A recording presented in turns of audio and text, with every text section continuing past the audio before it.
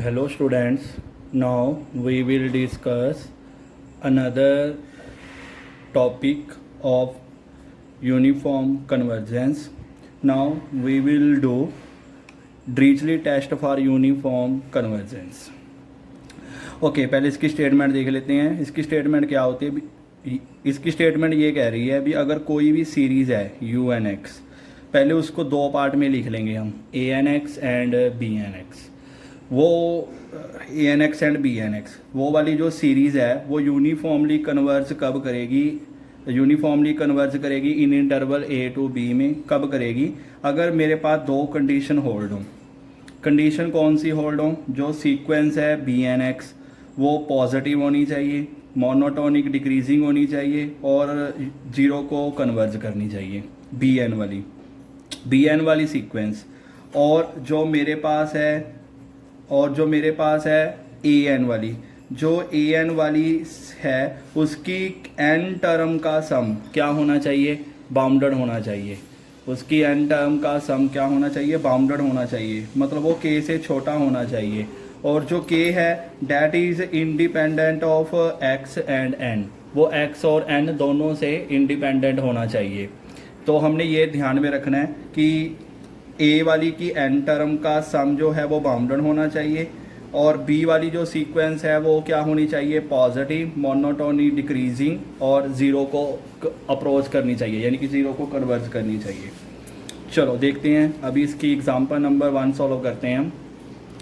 हमने अभी सीरीज़ की यूनिफॉर्मली कन्वर्जेंस चेक करनी है और हमें गिवन क्या है? हमें गिवन है कि जो P है वो ग्रेटर देन 0 है। तो अभी हमने इसकी यूनिफॉर्मली कन्वर्जेंस चेक करनी है, तो कैसे करेंगे? पहले केस बना लेते हैं इसके। Now case number 1।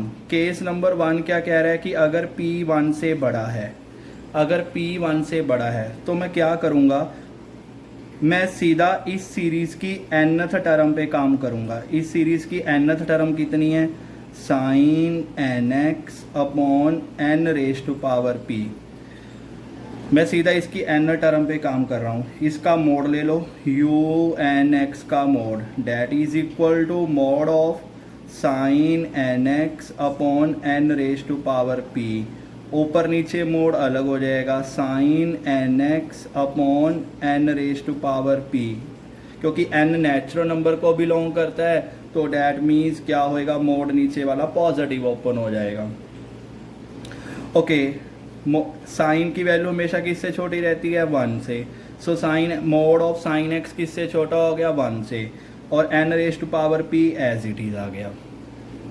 अभी मैं यहाँ पे अप्लाई करूँगा m n test, Weierstrass m n test for series वाला हम एम एन टेस्ट चेक करेंगे। तो वहाँ पे क्या होता है? Series M n test for series वाला क्या होता है? हम सीधा nth टर्म देख लेते हैं। जो सीरीज़ की nth टर्म होती है वो किससे छोटी आ गई? 1 upon n raise to power p से छोटी आ गई। अभी उसके बाद हम क्या करते हैं? उसकी सीरीज़ जिससे nth टर्म छोटी आई है उसकी सीरीज देख लेते हैं। इसकी सीरीज़ क्या करेगी? कन्वर्ज करेगी या डाइवर्ज करेगी? इसकी सीरीज़ क्या कर रही है? हमारे पास कन्वर्ज कर रही है। कैसे पता चला? बाय पी टेस्ट, क्योंकि हम लेके क्या चले हैं? P greater than 1। तो बाय पी टेस्ट क्या होएगा? ये वाली सीरीज़ क्या करेगी? कन्वर्ज करेगी। अगर ये वाली सीरीज़ कन्वर्ज करेगी तो इसका मतलब क्या होगा कि यू एन वाली सीरीज़ भी क्या करेगी? हमारे पास कन्वर्ज करेगी। तो हमारा एक काम तो कंप्लीट हो गया कि अगर मेरे पास P ग्रेटर देन 1 है तो ये वाली सीरीज़ क्या करेगी? कन्वर्ज करेगी। अभी केस नंबर 2 पे मूव करते हैं। केस नंबर 2 में हमने क्या देखना होगा? जहाँ पे P 0 से बड़ा है और 1 से छोटा है। तो P 0 से बड़ा है, 1 या 1 से छोटा है, ये हमारा केस नंबर 2 आ गया। ओके, अभी इस पे हमने काम करना है। ये हमारा क्या बनेगा? तो बेसिकली देखते हैं। अभी केस नंबर 2 पे काम करना है। मेरे पास सीरीज़ क्या है? U n x that is equal to series of u n x. U n x मेरे पास कितना है? Sine n x upon n raise to power p. मेरे पास सीरीज ये वाली है, sine n x upon n raise to power p. और पी मेरा कहाँ से कहाँ तक लाई कर रहा है, 0 से बड़ा है और 1 या 1 से छोटा है। ओके बच्चे, अभी यहाँ पे मैं क्या करने वाला हूँ, ए एन एक्स उसको मैं लेने वाला हूँ साइन एन एक्स, और जो मेरा बी एन एक्स है उसको मैं क्या ले वाला हूँ, that is 1 upon n raise to power p. Okay देखते हैं। तो बाय ड्रीचली टेस्ट मुझे क्या कहता था, ड्रीचली टेस्ट कहता था कि जो ए एन वाला है उसके एन टर्म का सम बाउंडेड होना चाहिए, के से छोटा होना चाहिए, और जो के है वो एक्स और एन का एक्स और एन से इंडिपेंडेंट होना चाहिए, और जो बी एन वाली है वो पॉजिटिव, मोनोटोनिक, डिक्रीजिंग और जीरो को कन्वर्ज करनी चाहिए। देखते हैं, तो इन दोनों केस में हम देखते हैं क्या बनने वाला है हमारे पास। तो बच्चे अभी पहले मैं क्या करने वाला हूँ, पहले a1x plus a2x up to sworn plus a_n_x, मैंने इसकी एन टर्म का सम ले लिया, इसकी एन टर्म का सम, इसकी एन टर्म का सम किसके इक्वल आएगा, that is sine x plus sine 2x up to sworn plus sine nx, इसकी एन टर्म का सम ले लिया मैंने। ये किसके इक्वल आएगा, that is equal to sine first angle plus last angle by 2 sine, इन दोनों के बीच में गैप कितना है, n x by 2 upon sine, इन दोनों के बीच में गैप कितना है, 2x minus x, that mean x by 2 का mod, that is equal to mod of sine 1 plus n x by 2 sine n x by 2, mod अलग अलग कर लो, upon mod of sine x by 2, that is less than equal to sine, mod of sine x इससे छोटा होता है 1 से, ये भी 1 से हो जाएगा, ये रेसिप्रोकल में पड़ा है तो हम इसको एज डी लिख लेंगे, ये 1 से छोटा नहीं होगा, ये एक्चुअली रेसिप्रोकल है, ये 1 से बड़ा हो जाएगा।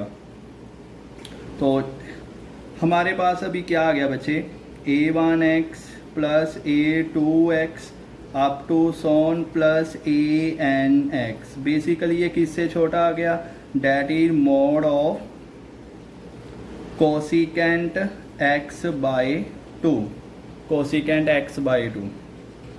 ओके बच्चे, अभी मेरे पास जो ये आना चाहिए था वो n और x से इंडिपेंडेंट आना चाहिए था। ओके, कोसिकेंट x बाय 2 इसकी वैल्यू हमेशा क्या रहती है, फाइनाइट रहती है, नहीं हमेशा नहीं रहती, लेकिन जब x कितना हो जाएगा, जब x मेरे पास हो जाएगा बेसिकली सपोज करो 2n pi, where n belongs to integer, जब x की वैल्यू 0 हो जाएगी ये कोसिकेंट 0 बन जाएगा, और कोसिकेंट 0 कितना होता है, इन्फिनिटी होता है, और जब x की वैल्यू 2 पाई हो जाएगी ये कितना बन जाएगा, कोसिकेंट पाई बन जाएगा, और कोसिकेंट पाई की वैल्यू बेसिकली कितनी होती है, इन्फिनिटी होती है।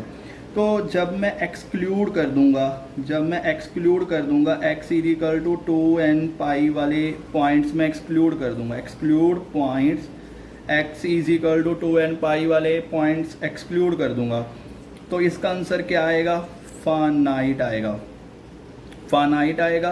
तो इसका मतलब ये क्या हो जाएगी, ये इसकी एन टर्म का सम क्या हो जाएगा, बाउंडेड हो जाएगा। लेकिन जब x की वैल्यू 2 पाई 4 पाई 6 पाई 0 वगैरह 0 होगी तो डैट मीन ये इनफाइनाइट बन जाएगा, तो वहाँ पे ये बाउंडेड नहीं होगा। ओके, अभी हम बी एन पे काम करते हैं, बी एन एक्स, तो बी एन एक्स मेरे पास किसके बराबर है, अभी बी एन एक्स को देखते हैं, मेरा बी एन एक्स किसके बराबर आ रहा है, तो मेरा बी एन एक्स है 1 upon n raise to power p के बराबर है, तो b n x that is equal to 1 upon n raise to power p, p क्या लेके चले हुए हैं हम, 0 से बड़ा है 1 या 1 से छोटा है। क्लियरली ये मोनोटोनिक डिक्रीज करेगा, जैसे जैसे आप n की वैल्यू बढ़ाते रहोगे, मान लो p पहले फाइनल कर लो, p सपोज करो मैंने फाइनल कर लिया 0.5, तो b1x कितना बनेगा, b1x बनेगा n raise to power 0.5, basically 1 upon root n। तो हमें पता है, सॉरी बी एन एक्स मैंने पी को फाइनल कर दिया, b n x root n बन गया। तो क्लियर है कि बी वन एक्स की वैल्यू कितनी आएगी, बी वन एक्स की वैल्यू आएगी 1, बी टू एक्स की वैल्यू कितनी आएगी 1/√2, डैट मीन 1/4.4, 1.4 ही ले लो, 10/14, डैट मीन 5/7, डैट मीन 0.7। तो वो बी वन एक्स 1 आया, बी टू एक्स 0.7 आया। तो बेसिकली क्या बन गया, ये मोनोटोनिक डिक्रीजिंग बन गया। पॉजिटिव तो रहेगा ही रहेगा क्योंकि एन नेचुरल नंबर को बिलोंग कर रहा है और पी 0 और 1 के बीच में लाई कर रहा है, तो पॉजिटिव तो रहेगा ही रहेगा। मोनोटोनिक डिक्रीजिंग चाहिए था हमें, पॉजिटिव चाहिए था, और क्या चाहिए था हमें कि 0 को कन्वर्ज करे। जब n इन्फिनिटी को कन्वर्ज करेगा तो बी एन एक्स वाली सीक्वेंस कहाँ कन्वर्ज करेगी, limit n approaching to infinity 1/n⁻⁴ p क्योंकि ग्रेटर देन 0 है, लेस देन इक्वल टू 1 है, नीचे ही पड़ा रहेगा। तो 1/∞ कितना आ जाएगा, 0 आ जाएगा। तो सारी कंडीशन हमारी डिरिचलेट टेस्ट की क्या होगी, होल्ड हो गई। बट ये ध्यान रखना है कि ये वाले एन टर्म का सम हमें के से चाहिए था, और के जो है वो फाइनाइट एंट्री चाहिए।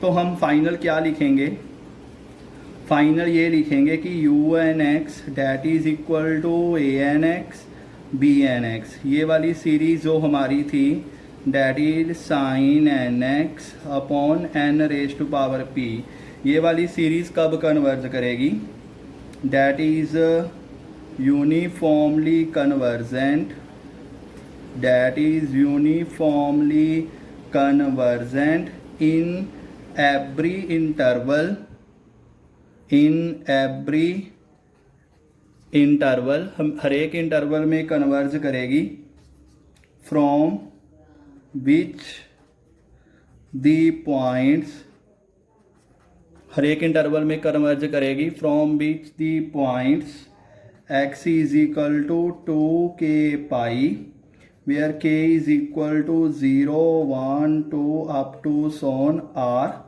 एक्सक्लूडेड। जब हम इन पॉइंट्स को एक्सक्लूड कर देंगे तब ये वाली सीरीज़ क्या करेगी, हमारे पास कन्वर्ज करेगी उन इंटरवल में। Okay, thank you.